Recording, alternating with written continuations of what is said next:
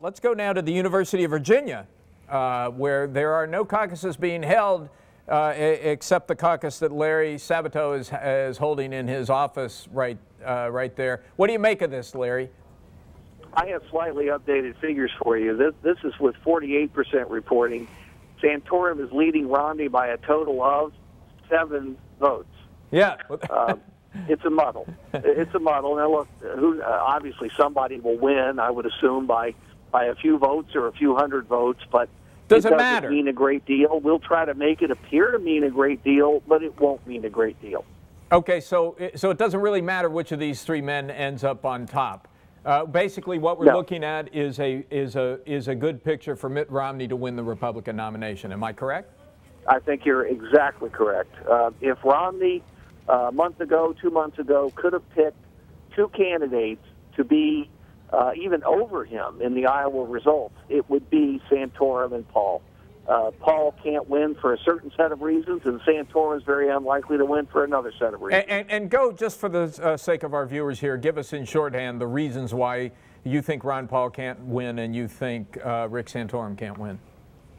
Ron Paul has a very solid floor and a very low ceiling. His views on foreign policy, on social issues from drug use to abortion, just don't match the Republican, not abortion, but gay rights, don't match the Republican Party as a whole. They're not ready for some of the things that Ron Paul is advocating.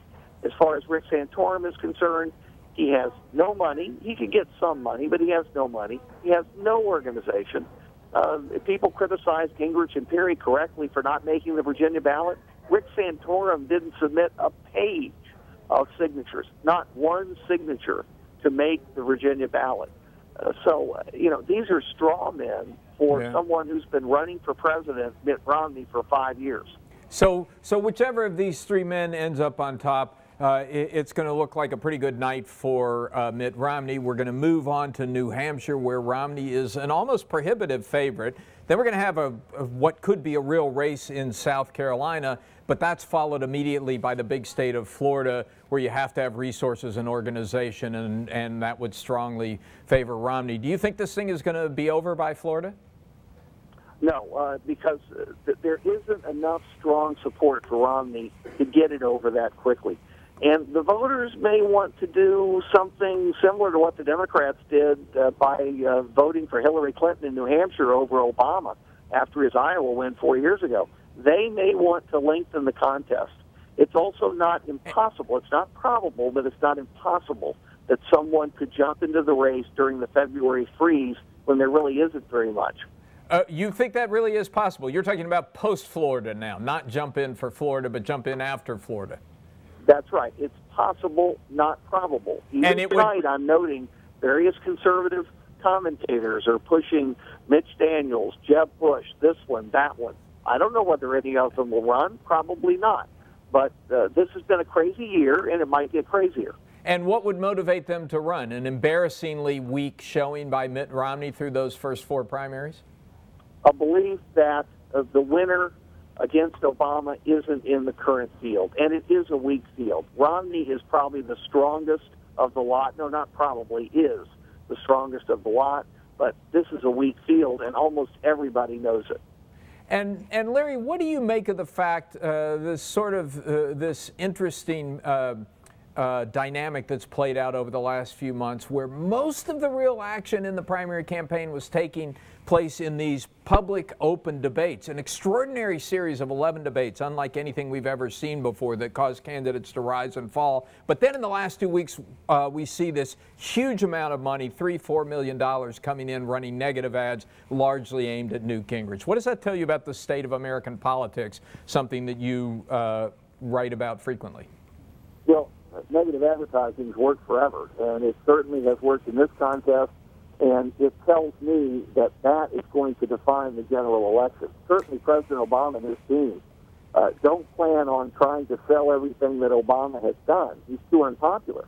They're going to rip the Republican nominee to shreds, and they're going to do it with hundreds of millions of dollars of negative ads. But that's what this primary campaign suggests about the future. Larry, negative ads have always worked, no question about that. But the one thing that has always held candidates back from running negative ads was the recognition that if they went negative, they would have to suffer some blowback, that it would also hurt them to some degree. Mitt Romney seems to have successfully broken that link. He and his campaign have taken the high road, and it's been this super PAC over which he has no direct control that has gone the low road. Can that continue? Well, it will continue. I don't know how many people actually believe that there's no control from the Romney camp. There are all kinds of signals. It would be illegal, Larry. Through newspaper reports. It would be illegal if they had control, wouldn't it? Well, if they were actually directing it in a forceful way. But they can send all kinds of signals. There are consultant arrangements that consultants know one another, from the campaign to the super PAC. There are all kinds of ways to do this. But there's no sign in these numbers that we're looking at tonight that Mitt Romney suffered any decline in his poll numbers as a result of this barrage of negative ads against Newt Gingrich. He's pretty much exactly where he has been for months.